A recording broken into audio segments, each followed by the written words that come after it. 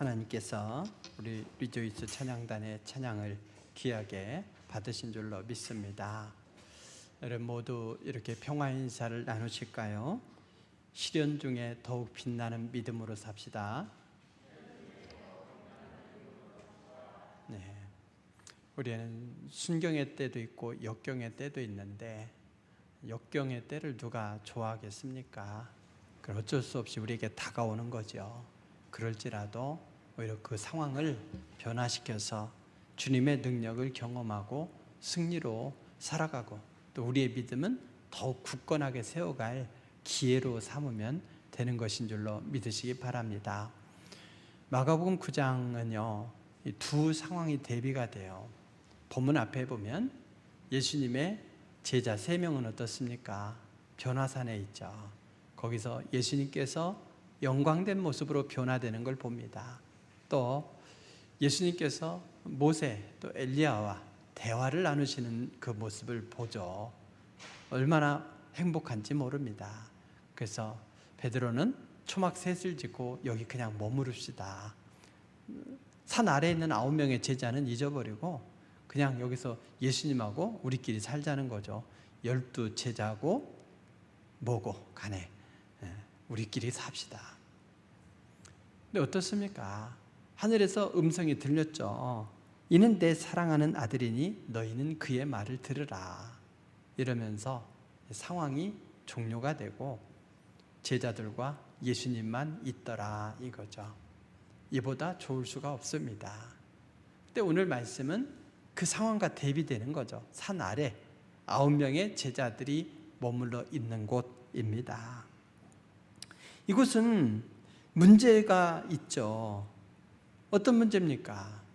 예수님께서 산 아래로 내려와 보시니 예수님의 제자들과 서기관들이 변론하고 있어요. 또 어린아이는 귀신에 들려서 그냥 간질 증세를 보이고 있는 거예요.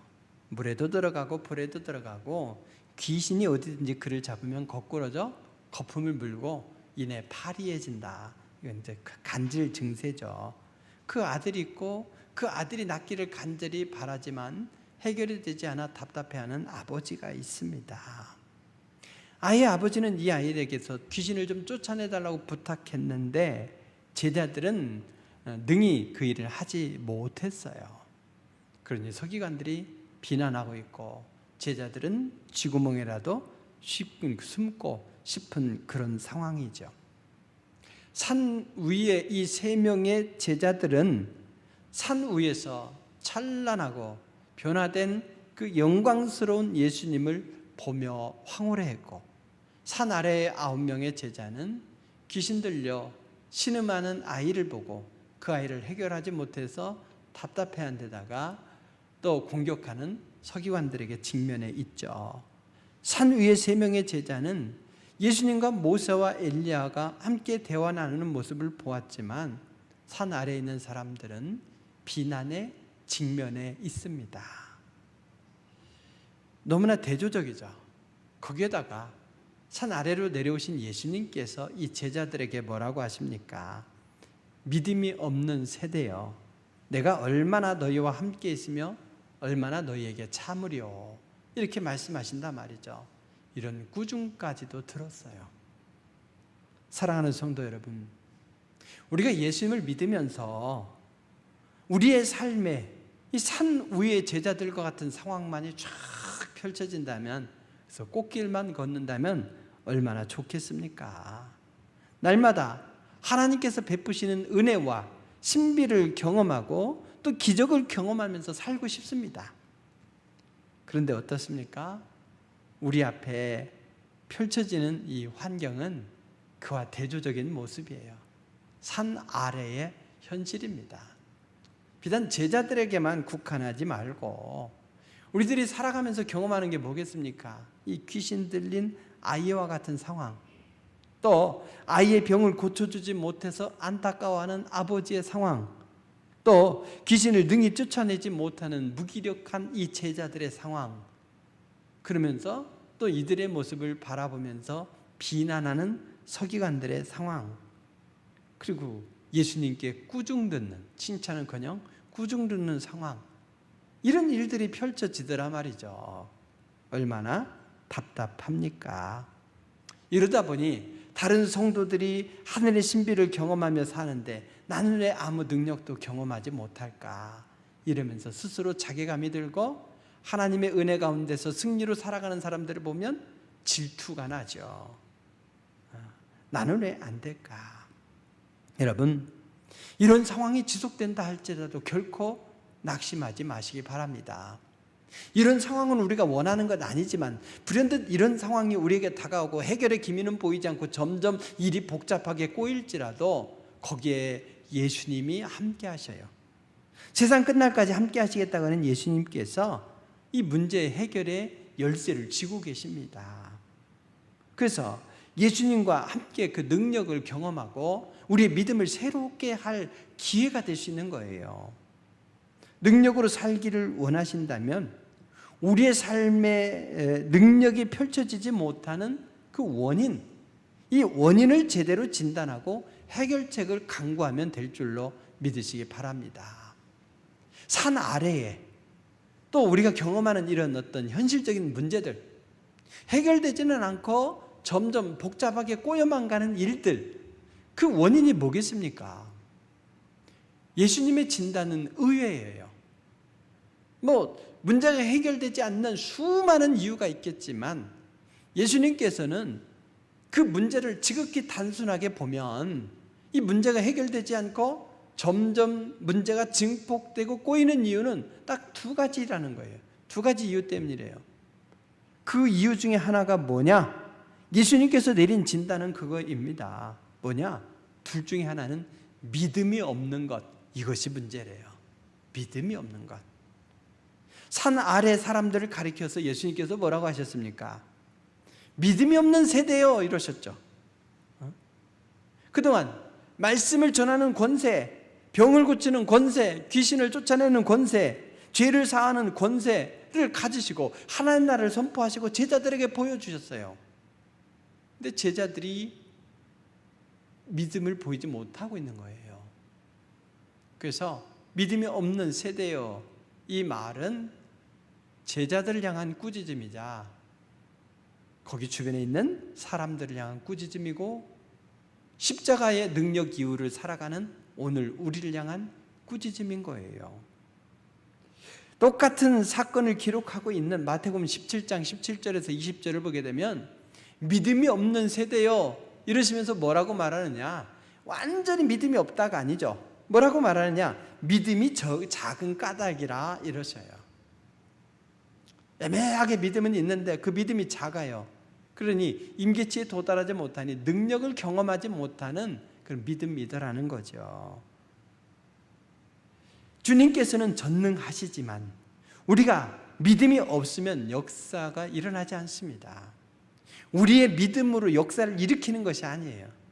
우리에게 있는 작은 믿음, 그 믿음으로 하나님께서 믿음의 통로를 통해서 큰 역사를 일으키시는 거예요. 그 통로가 막혀 있으니 우리의 삶이 해결된 기미는 보이지 않고 작은 문제로 시작했던 것이 점점 문제가 증폭이 되어 큰 문제가 되는 겁니다. 그래서 우리의 삶이 점점 꼬일 때에 우리가 제일 먼저 점검해야 될 게 뭡니까? 우리의 믿음이 어떠한지 이걸 점검해 봐야 되는 거예요. 그리고 예수님께서 내린 두 번째 진단이 뭐냐? 왜 문제가 있지만 그 문제가 해결되지 않고 점점 꼬여가느냐? 두 번째 원인은 기도하지 않는다는 거예요. 기도하지 않기 때문에. 여러분, 주님께서는요 이렇게 아이를 치료하신 후에 그 한적한 곳에 집에 있을 때 제자들의 질문에 대해서 이렇게 답하셨어요. 어째서 우리가 이런 일을 행하지 못했습니까? 했더니 우리는 어찌하여 능히 이 귀신을 쫓아내지 못하였습니까? 그래, 기도 외에 다른 것으로는 이런 종류가 나갈 수 없느니라. 결국 기도하지 않았다는 거예요. 제자들이 그냥 놀고 있었습니까? 아니죠. 아버지가 이 아이를 좀 고쳐달라고 하니까 이 아이에게서 귀신을 쫓아내려고 갖은 노력을 다했어요. 갖은 노력을 다했어요. 아이는 어떻습니까? 아이로서도 늘 불안하지 않습니까? 언제 어느 순간에 쓰러질지 몰라요. 쓰러져서 거품을 물고 나중에는 파리해지는 것. 만약에 제가 그 병이 있다고 쳐봅시다. 설교를 마음 놓고 하겠습니까? 설교하다 말고 쓰러질 수도 있잖아요. 예측하지 못한 순간에 쓰러질 수 있기 때문에 늘 불안하고, 누구보다도 이 문제가 해결되기를 가장 간절히 원하는 게 이 아이 아니겠습니까? 이 아이의 아버지는 차라리 내가 아팠으면 하면서 정말 안타까운 마음으로 백방으로 이 해결을 해보려고 이리저리 찾아다니고 노력했을 거예요. 예수님의 제자들 치료해보려고 얼마나 노력했겠습니까? 진땀 흘렸죠. 근데 이 아이도 아버지도 이 제자들도 하지 않은 게 있다는 거예요. 뭐냐? 기도하지 않았다는 거죠. 다른 것으로 아무리 수고해도 기도하지 않으면 안 되더라는 거예요. 기도가 없기 때문이다. 이것이 예수님의 진단입니다. 기도하지 않는 것, 이것이 결정적인 문제예요. 여러분, 기도는 믿음이 있어야 합니다. 믿음이 없으면 믿어지지 않는데 뭘 기도를 합니까? 다른 방법으로 뭔가 해결해 보려고 하죠. 그러면서 섣불리 결론 내리죠. 이것은 하나님도 어쩔 수 없는 걸 거야 라고. 믿어져야 기도하는 거예요. 만약에 제가 누군가를 향해서, 여러분 중에 누군가를 향해서 믿음이 없어 이러면 아마 되게 기분 나쁠 거예요. 설사 믿음 없을지라도 기분 나쁠 거예요. 내 속에 들어와 봤나? 이러겠죠. 그러나 믿음이 있는지 없는지 쉽게 진단할 수 있는 게 있어요. 기도하느냐예요. 문제의 상황에서 먼저 기도하느냐. 믿음이 있어야 기도합니다. 뒤집어서 보면 믿음이 없으면 기도하지 않아요. 기도의 여부를 가지고 믿음을 판단할 수 있어요. 믿음이 있다면 문제의 상황 속에서 아무리 기도하지 못하게 막아도 기도해요.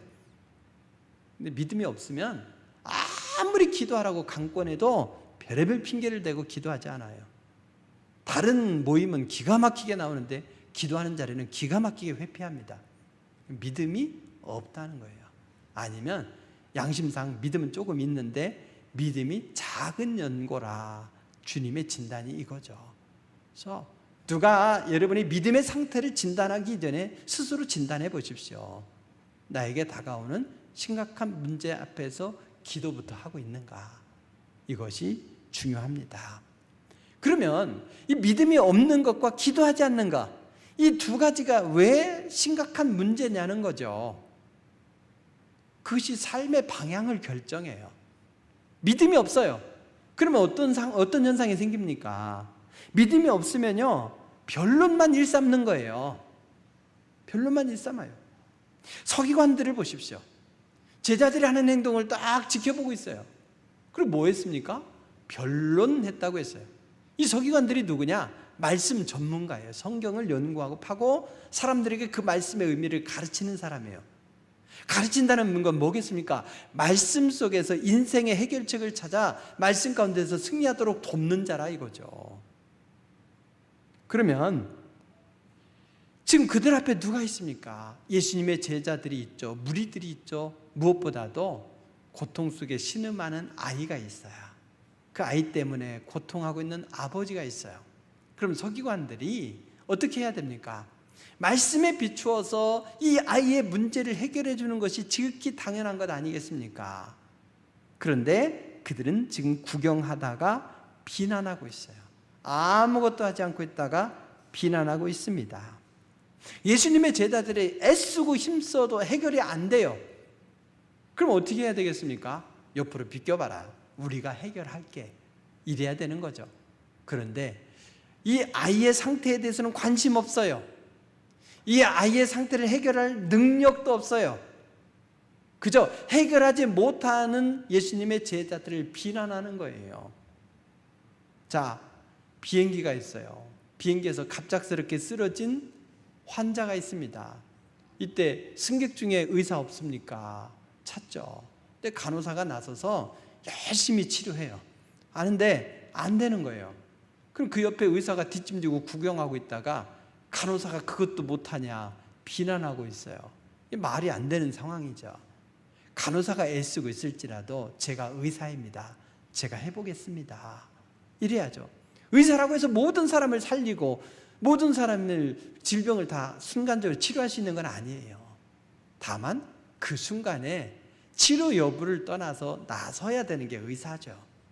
서기관이 말씀 전문가이고 종교 지도자이고 그 당시 존경받는 영향력 있는 사람이라면 최소한 제자들이 해결하지 못하면 나서야 되는데, 말씀에 대해서는 알지만 그걸 적용하고 말씀에 근거한 능력 있는 삶을 살지 못해요. 믿음이 없기 때문이죠.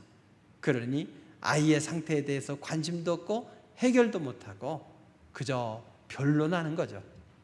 예수님의 제자들도 별반 다르지 않습니다. 예수님의 제자들 역시 변론했다고 해서 변론이 뭐냐? 토론이에요. 토론인데 또 하나 뭐냐? 여기서는 정상적인 토론이 아니에요. 경론이죠. 논쟁이에요. 논쟁. 그러면 별의별 논쟁, 변론을 했겠죠. 무리들이 있어서 집중이 안 돼서 당신이 지켜보니까 신경 쓰여서 바람결이 너무 세고 또 햇볕이 뜨거워서. 여러분, 안 되는 이유가 만 가지. 그걸 가지고 변론만 하는 거예요.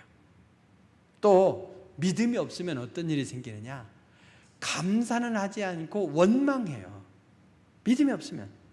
이 아이의 아버지를 보십시오. 이 아이의 아버지가 아이를 데리고 왔어요. 예수님 앞에서 고쳐달라고 했지만 예수님이 없으니까 나름 제자들이 힘쓰고 있는 거 아니겠습니까? 제자들이 지금 이 아이를 치료해주는 대가를 받았습니까? 제자들이 이 아이를 고쳐줄 의무가 있습니까? 이 아이를 불쌍히 여겨서 애쓰고 노력한 것뿐이에요. 낫지 않았던 거죠.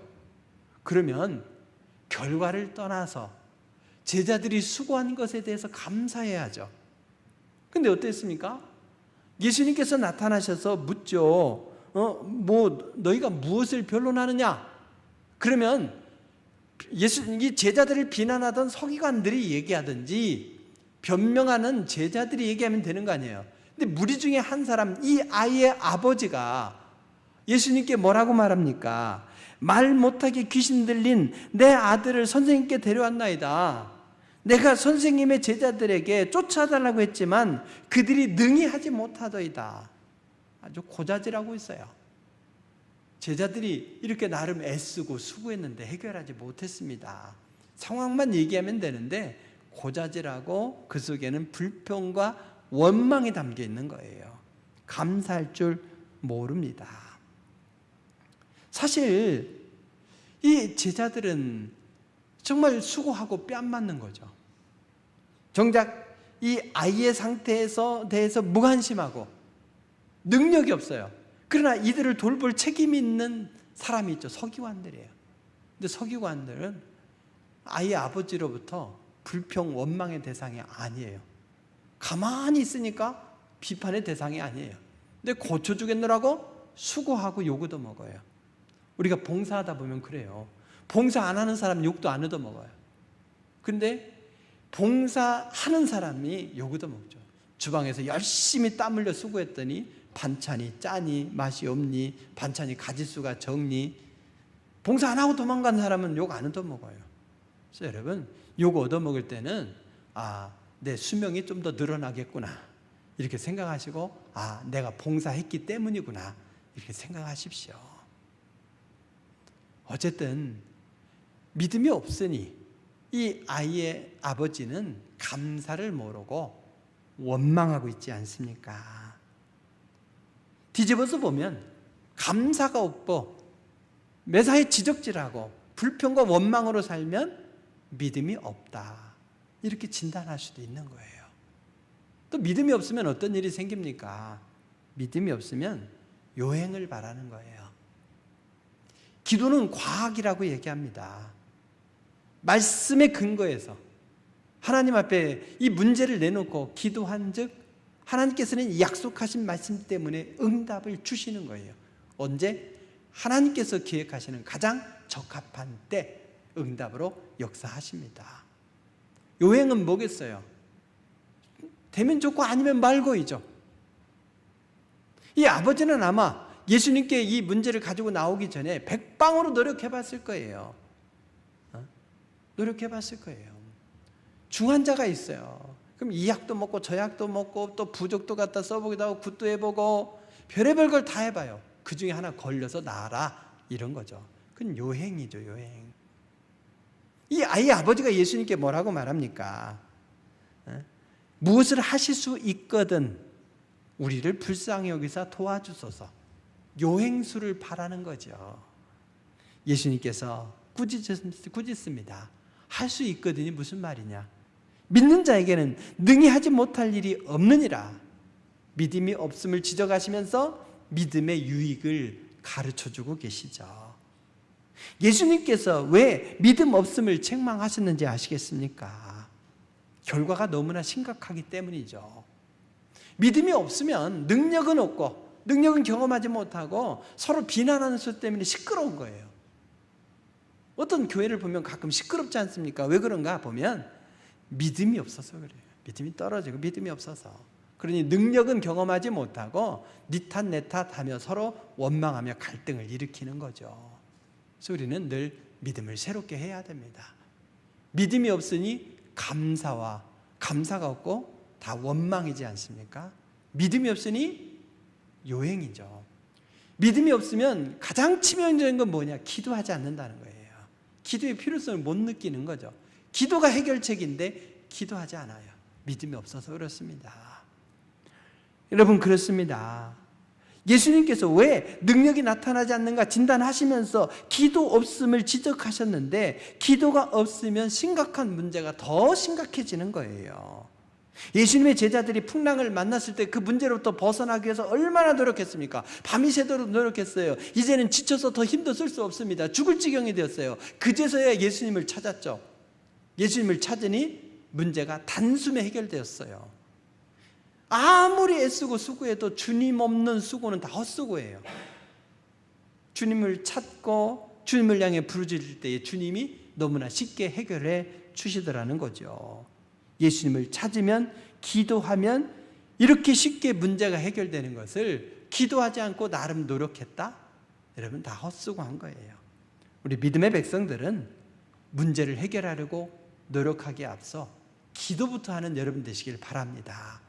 느헤미야가 예루살렘의 안타까운 소식을 듣고 뭐 했습니까? 가자? 아니에요. 무엇을 해결할까? 아니에요. 금식하며 기도했을 때 하나님께서 지혜도 주시고 해결의 방향도 주시고 도움의 손길도 주시고 물질도 채워주셨던 거예요. 기도부터 해야 됩니다. 아이의 아버지가 어떻게 해서 문제를 해결받았습니까? 예수님의 빈 그 책망 앞에서 내가 믿나이다, 나의 믿음 없는 것을 도와주소서, 이렇게 간구했죠. 믿음 없는 것을 도와주소서, 나의 믿음을 견고하게 해주소서, 이러면서 또 뭐 한 거예요? 기도한 거잖아요. 믿음과 기도가 같이 갔어요. 그때 예수님께서 너무나 쉽게 해결해 주셨습니다. 단숨에 문제를 해결해 주셨어요. 기도가 없는 동안에는 문제는 해결되지 않고 점점 문제는 커지고 심각해지고 소란해졌는데, 원망이 있는데 감사가 없는데 예수님께 기도한 즉 단번에 모든 것이 해결되었습니다. 참 믿음은 참 기도로 이어집니다. 믿음의 기도는 역사하는 힘이 큽니다. 기도하지 않으면 문제가 남아있어요. 문제가 커집니다. 기도를 통해서 문제를 극복할 수 있음을 믿으시기 바랍니다.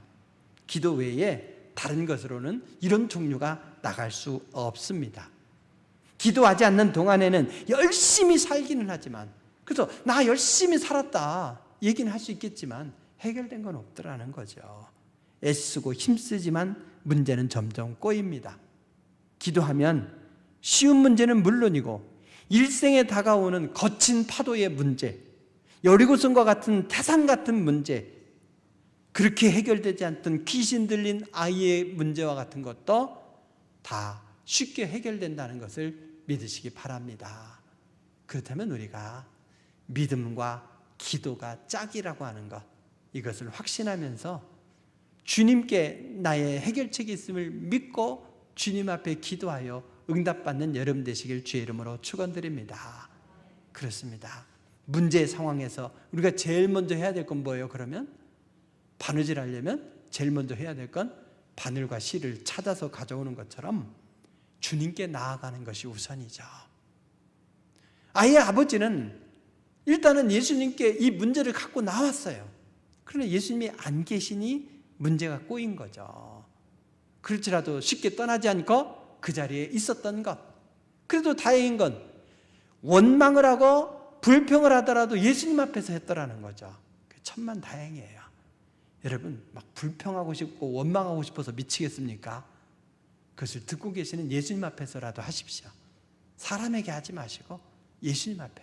그럼 예수님께서 위로해 주시고 또 해결책도 주실 줄로 믿으시기 바랍니다. 주님 앞에 나오는 게 먼저예요. 그러려면 주님 앞에 나오는데 장애물이 되는 편견을 없애야 돼요. 나다나엘이 나사렛에서 무슨 선한 것이 나겠느냐 이랬을 때 예수님께 나아갈 필요를 못 느꼈죠.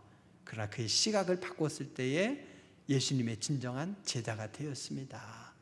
예수님께 나온들 뭐 해결되겠는가? 이런 생각은 불신앙으로부터 나오는 거예요. 예수님께 가지고 나와야만 해결된다. 이런 생각이 있어야죠. 우리의 마음의 태도를 고쳐야 됩니다. 예수님께 나올 때는 예수님이 이 문제를 해결해 주실 수 있어. 내가 문제를 가지고 나왔지만 성전 문을 열고 나갈 때는 이미 문제는 해결됐다.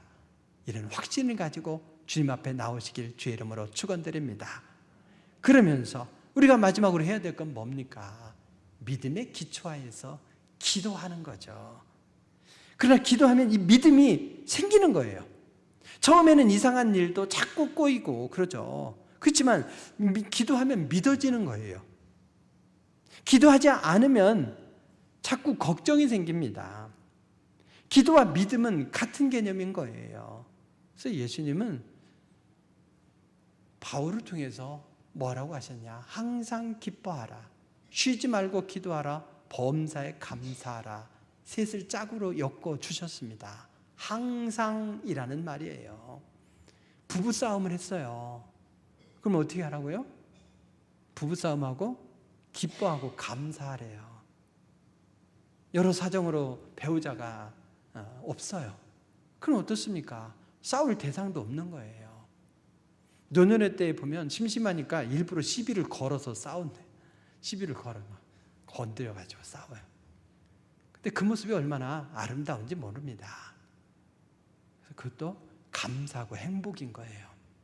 항상이라는 말은 순경의 때와 더불어서 역경의 때도 감사하고 기뻐하라는 거죠. 그러면서 뭘 하라고 합니까? 기도하라. 기도하라. 쉬지 말고 기도하라. 쉬지 말고 기도하라는 것은 기도가 호흡이 돼야 된다. 내가 호흡하는 것처럼 편해야 된다. 그래서 주님과 친밀한 관계를 가져야 된다 이거예요. 그게 믿음이고 기도로 이어질 수 있는 길이에요. 예수님은 평상시도 늘 기도하셨지만 특별히 중대한 문제 앞에서 더 기도하셨습니다. 제자들을 따로 세우기 위해서 밤이 새도록 기도하셨습니다. 십자가의 길을 가기 위해서 땀방울이 핏방울이 되도록 기도하셨습니다. 우리가 늘 기도로 살아야 되겠지만 중대한 문제가 다가온다면 그 문제의 해결책은 주님이 나의 해결자가 되심을 믿고 주님 앞에 기도하는 데 있다. 이것을 믿고 주님을 먼저 찾으시길 주의 이름으로 축원드립니다. 예수님은 우리에게 믿는 자의 권세를 주셨습니다. 예수님께서 십자가로 마귀의 권세를 물리치시고는 승리와 권세를 우리에게 위임해 주셨어요. 예수님의 제자들은 십자가 이전을 살지만 우리는 십자가의 이 승리 이후를 살고 있어요. 그러니 우리에게 명백한 증거가 있으니 예수님이 인생의 모든 문제를 십자가에서 해결해 줬다. 이미 해결했고 우리가 믿음을 가지고 기도하면 주님이 그 해결을 우리에게 현실로 만들어 주신다. 이런 증거가 있지 않습니까? 그러니 여러분 우리가 믿음을 가지고 주님께 나오되 편견을 버리고 주님이 우리의 모든 문제의 해결자가 되심을 믿고 주님 앞에 기도하면 됩니다. 문제가 해결되지 않는 이유는 믿음의 사람이라고 하면서도 믿음이 없고 믿음이 없으니 기도가 막힌 데 있어요. 실상은 믿음이 없기 때문에 기도하지 않는 거죠. 태산 같은 문제는 우리의 믿음을 바로 세울 기회입니다. 예수님의 꾸짖음을 교훈 삼아서 우리의 믿음을 바로 세우고 믿음의 주요 온전하게 하시는 이인 예수를 바라보고 예수님께 그 문제를 내어놓으며 기도함으로써 오히려 위대한 능력을 경험하는 여러분 되시길 바랍니다. 살다 보면 사라진다 이러면서 억지로 어려운 환경을 견뎌내는 것이 아니라 오히려 우리의 믿음을 새롭게 하고 주님의 능력을 경험하는 믿음과 기도의 사람이 되시길 주의 이름으로 축원드립니다. 기도하시겠습니다. 귀하신 아버지 하나님, 모든 것이 합력하여 선으로 이끄시는 주님, 우리가 순경의 때에도 감사와 은혜로 살아갈진데 우리에게 주어지는 끊임없이 고통스러운 이 상황조차도 우리의 믿음을 새롭게 하고 주님의 능력을 경험하며 풍성한 간증이 넘쳐나는 기회가 될 줄로 믿고 승리로 나아가기를 원하오니 역사하여 주시옵소서. 지금 어려운 상황들이 있습니다. 갖가지 어려운 상황 속에서 고통과 신음하는 영혼들이 있습니다. 해결책을 강구하고 있습니다. 도우셔서 우리 안에 믿음을 일으켜 주시고 그 믿음으로 말미암아 기도하게 하시고 수많은 간증으로 살아가는 우리 귀한 영혼들 모두가 되기를 원하오며 예수님의 이름으로 기도드립니다.